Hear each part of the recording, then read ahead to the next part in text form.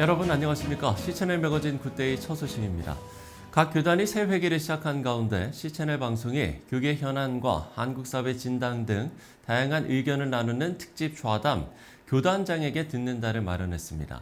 참석자들은 급변하는 시대 속에서 한국교회에 요구되는 변화의 본질은 정직과 헌신이라며 무엇보다 예수님의 말씀이 중심이 돼야 한다고 강조했습니다. C채널 취재팀이 보도합니다.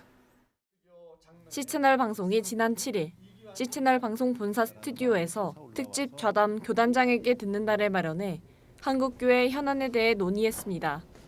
전 경기연의 감독이자 동탄 시온교회 담임 하근수 목사의 진행으로 대한예수교 장로회 통합 김영걸 총회장, 대한예수교 장로회 백석 이규환 총회장이 참여한 가운데 진행된 이번 좌담은 현재 한국교회가 당면한 상황과 한국교회가 풀어가야 할 과제에 대해 의견을 나눴습니다.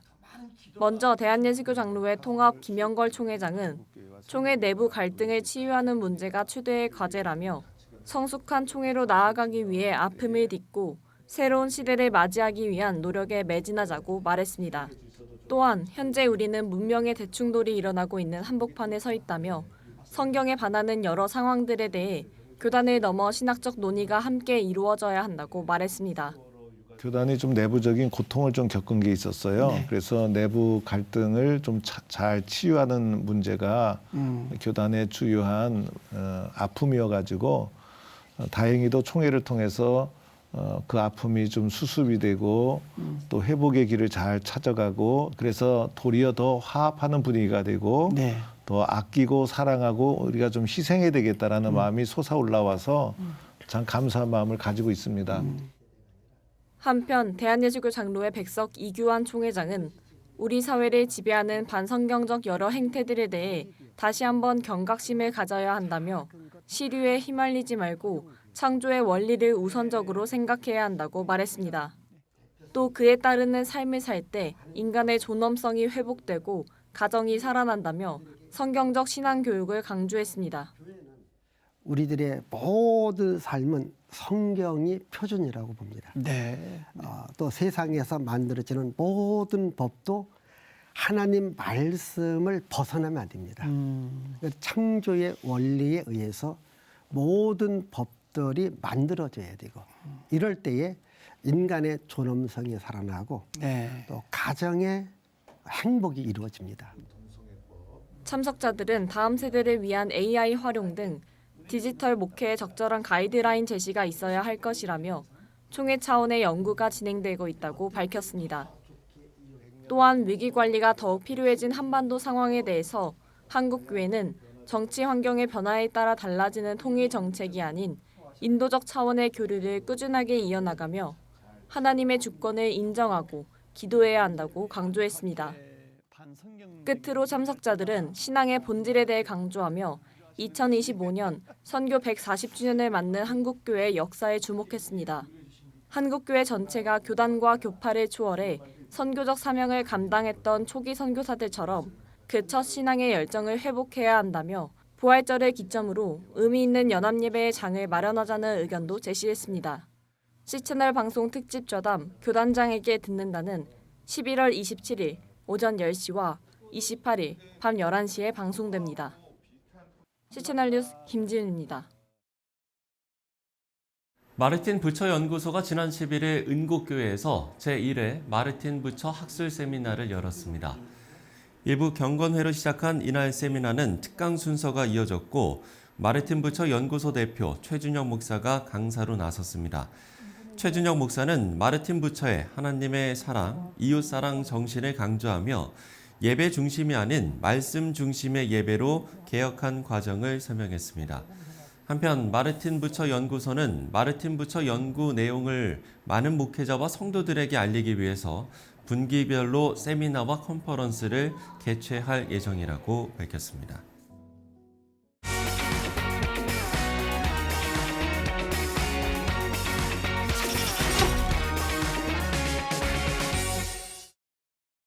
최근 한국외양선교회가 설립 50주년을 맞았습니다. 오늘 스튜디오에 한국외양선교회 전철환 상임회장 모시고 관련 이야기 나눠보도록 하겠습니다. 회장님 안녕하십니까? 아유 안녕하세요. 네. 예. 반갑습니다. 자, 한국외향선교회 우리나라 최초의 자생 선교단체로 알고 있습니다. 소개를 해주신다면요. 70년대에 인천에 독구가 완성되면서 많은 외국 선원들이 들어올 것을 예상하고 네. 감리교회 김의민 그때 당시 완스타로 전역하고 동대문 감리교회 권사님이신데 네. 그분이 중심으로 해서 이제 인천에 장로교, 감리교, 이제 성결교 초교파적으로 이 선교회가 시작이 됐습니다. 어떤 사역을 좀 주로 하시나요? 초기에는 이 선원들이 이제 한국에 도착하면은 그 사람들이 어디 도움을 받을 데도 없고 갈 데도 없고 네네네. 한 몇 개월씩 이제 항해하다가 이제 들어오는데 그들이 심신이 이제 지쳐 있잖아요. 그래서 그들에게 심신을 좀 피로도 풀어주고 복음을 전하기 위한 그러한 단체입니다. 그래서 배에 올라가서 선원들을 만나고 그들이 휴식 시간에 이제 복음도 전하고 또 이제 일과 끝난 다음에 그들을 이제 항만에 이제 도착할 때 그들을 이제 쇼핑 안내, 관광 안내 이러면서 복음을 전하는 그러한 일을 해왔습니다. 예, 역사와 사역에 대한 부분을 이야기를 해주셨는데 예. 그러면 이 외향선교회를 시작하게 된 계기도 궁금한데 어떻게 좀 시작을 하게 됐을까요? 예, 조금 전에 말씀드렸듯이 70년 초에 인천 항만이 이제 완성되면서 많은 외국인 선원들이 들어오면은 그들에게 복음을 전해서 그들이 또 북한에 가는 선원도 있어요. 배가 있어요. 예, 그래서 북한 선교도 생각하고 그리고 이제 여기 오는 선원들은 대개 이제 모슬림 국가나 네. 또 공산 국가나 또 힌두교 국가에서 오는 선원들이 많이 있거든요. 그래서 타 문화권 선교를 할 수 있는 좋은 장이 돼서 이 사역을 시작하게 된 것이죠. 예, 주로 사역을 그럼 이제 항만 도시를 중심으로 진행을 해오셨나요? 그렇죠. 어떻습니까? 처음에는 이제 인천, 부산, 군산, 뭐 포항 네네. 이런 항만 중심으로 하다가 사실 75년도에 예. OM 선교의 로고스배가 처음에 들어오면서 이제 인천 지역에는 뭐 교계와 서울 지역에는 기독교 연합회들이 함께 그 로고스배를 환영하면서 그 배 사역을 통해서 많은 선교를 배우게 됐어요. 예. 그러면서 이제 우리 외항 선교회가 이제 젊은 이들을 훈련시켜서 선교로 파송하는 일도 하게 됐죠. 그렇군요. 해로 설립 50주년을 맞았습니다. 이와 관련된 행사도 하셨다고요. 행사 네. 내용을 소개해 주신다면. 네, 11월 5일 명성교회에서 우리 김삼원 목사님께서 이사장님이시기 때문에 그동안 이제 수고하신 한 30년 이상 된 우리 선교사님들에게 공로패를 드리고 예. 그리고 오랫동안 이 외항선교를 지원하고 후원하는 이사님들, 이사장들 그리고 그동안에 후원한 그 교회 목사님들에게 공로패를 저희 드리는 그러한 일을 했습니다. 예. 예. 50년이라는 시간 뭐 결코 이게 이제 짧은 시간이 아니지 않습니까?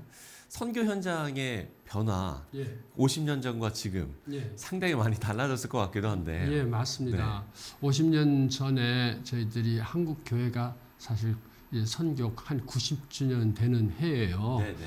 그러면서 우리 한국 교회가 이제 우리 한국 교회도 세계 교회의 빚을 진 나라다, 교회다. 그래서 우리가 빚을 갚아야 된다고 하는 그런 의미에서 선교를 시작을 했는데 그때 당시에는 사실 선교사 파송하기가 어려울 환경이었어요. 우리가 돈도 없고 네. 또 선교를 어떻게 하는지도 모르는 그런 때인데 예. 그때 선교를 간 사람들이 젊은 청년들 그리고 여성들도 평신도들도 이 외항선교사를 파송을 했어요. 그래서 네네. 아프리카, 남미, 이 아시아 전 지역에 이제 지금 현재는 한 30개국에 지금 사역을 하고 있는데 예. 지금 현재 상황이 상당히 많이 달라졌죠. 왜냐하면은 교회 이제 한국 교회가 지금 코로나를 이후로 많이 이제 교세도 어려워졌고 그렇죠. 선교 지원생도 어려워졌고 또 그러다 보니까 참 어려운데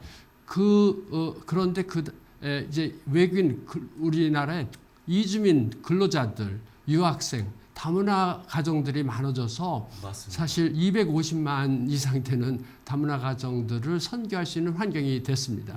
예. 그런 변화들 속에서 글쎄요, 이제 이게 선교가 이제 달라지면 그만큼 이제 선교 전략도 달라져야 될 그렇죠. 것 같고요. 예, 예. 네. 그동안에는 이제 외항선교회가 선교를 파송하는 일과 그리고 항만 중심으로 선원들 중심으로 선교했는데 제가 회장으로 되면서부터 저는 지금 국내 이주민들을 향한 그러한 마음을 우리가 저버릴 수가 없게 됐어요. 그래서 국내 이주 노동자들이 지금 100만 이상 있고 유학생들도 한 30만 정도 된다고 얘기하고 네네. 다문화 가정 역시 한 30만 또 거기에 또 난민까지 있으면은 이 사람들의 복음을 전하면은 사실 이 사람들이 돌아가서 자기 나라에 복음을 전할 수 있는 그런 채널이 될 수 있잖아요. 그래서 저는 이제 외항선교가 좀 국내 이주민 선교에도 함께 했으면 하는 그러한 바람입니다. 예, 선교사 파송도 꾸준히 진행해 오고 계신데 예. 선교사 파송 현황도 궁금하고요. 어떤 분들을 어떤 훈련을 거치는지도 궁금합니다. 예, 그 동안에는 이제 선교사님들을 저희들이 파송할 때 네.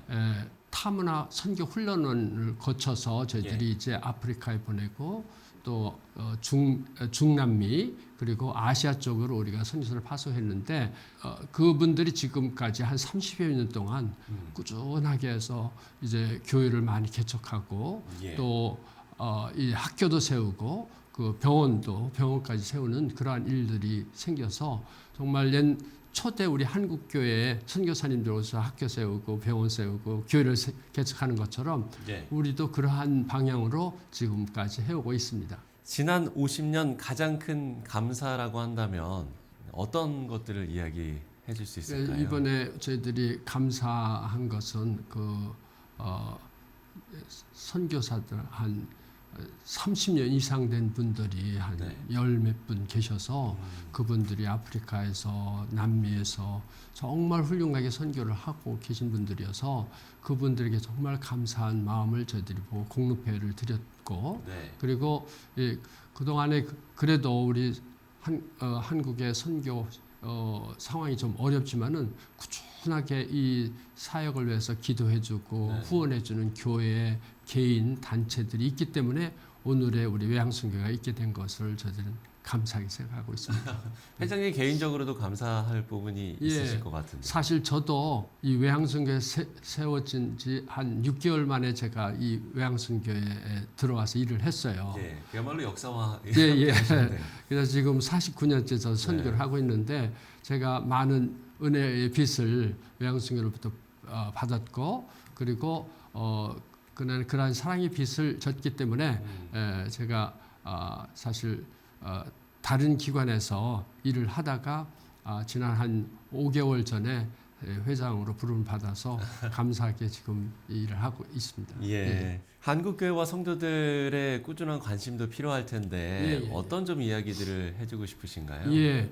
그동안에 우리 팬데믹 이후로 우리 한국 교회가 많이 이제 영적으로 또 양적으로 이제 저조해지고 어렵게 됐는데 선교는 어떠한 어려움과 환난과 핍박 속에서도 사실 불이 타고 이 불이 타는 것처럼 이제 전 세계로 퍼져나가는 그러한 하나님의 그 선교 방법이잖아요. 그렇죠. 그래서 이 어려움 속에서도 우리 한국 교회는 이제 이 국내 이 이주민 선교를 하면서 더 우리에게 주어진 그런 사명을 더 좀 불태워서 이분들에게 복음을 전하면 이분들이 돌아가서 자기 나라 사람들에게 복음을 전할 수 있는 그 귀한 선교사들을 되는 거 아니에요. 그래서 그렇죠. 저는 이제 이 어려운 환경이지만은 우리 한국 교회가 전체가 다시 힘을 모아서 이들을 위해서 기도하고 이들을 위해 자원봉사하고 이들을 사랑하고 복음을 전하면은 다시 한번 우리 한국 교회도 선교의 그러한 열정이 살아날 거라고 저는 믿고 있습니다. 예, 이렇게 당부 말씀까지 해주셨는데요. 지나온 이제 50년을 돌아보면서 예. 또 앞으로의 50년도 기대하실 거고 예. 또 그리실 텐데 예. 어떤 비전과 기도 제목이 있으신지 조금 끝으로 전에 이야기 나눠주시면. 조금 전에 말씀드렸지만 지금 한국 교회가 주일학교가 많이 어려워지고 있잖아요. 아이들 낳지 않고 또 이제 저출생 문제가 예, 좀 저출생 문제가 심각하죠. 있기 예. 때문에 저는 지금 그 중에 하나 대책이 다문화 가정 아이들이 많이 지방에 있어요. 그런데 교회가 어떻게 이 사람들을 돕고 전도해야 될지를 모르고 있어요. 네네. 그래서 우리 외향선교에서는 그 다문화 가정 아이들을 돕고 그들에게 복음을 전하는 일을 하고 싶고 그래서 그들에게 방과후 교실을 통해서 하면은 그 어머님들 또 부모님들을 접할 수 있게 됐고 그래서 그러한 사역을 하고 또 한국의 유학생들이 한 30만 되는데 이 유학생들은 정말 좋은 일꾼이잖아요. 네. 한국에 와서 뭐 학문을 통해서 박사도 석사도 받지만은 그거보다도 정말 영적으로 이들이 하나님의 사랑과 복음을 받게 되면은 그들의 세계관이 바뀌게 되고 돌아가서 훌륭한 리더로서 이제 큰 역할을 감당할 수 있다고 저는 보고 있어서 한국의 유학생 사역도 저희들이 좀 관심 있게 하고 이 서울 지역에 있는 모든 교회가 감당할 수 있다고 저는 보고 있어요. 네네. 예, 한두 사람만이라도 우리가 잘 케어하고 복음 전하면은 그 사람이 돌아가면은 훌륭한 선교사가 되잖아요. 예, 그래서 그러한 사역들 더 이제 하면은 우리 교회도 살고 또 우리 개인도 선교의 열정이 다시 한번 살아날 수 있다고 저는 보고 있습니다. 예. 자, 유학생과 다문화 가정 그야말로 이제 이주민을 이야기를 해주신 네. 것 같은데요. 예. 우리가 이분들에게 좀 집중하고 예. 또 이분들을 돕고 복음을 전하는 일에 힘써야겠다라는 또 예. 기도 제목까지 나눠 주셨습니다. 예. 네, 지금까지 한국외향선교회 전철원 상임회장과 이야기 나눠봤습니다. 회장님, 오늘 말씀 고맙습니다. 고맙습니다.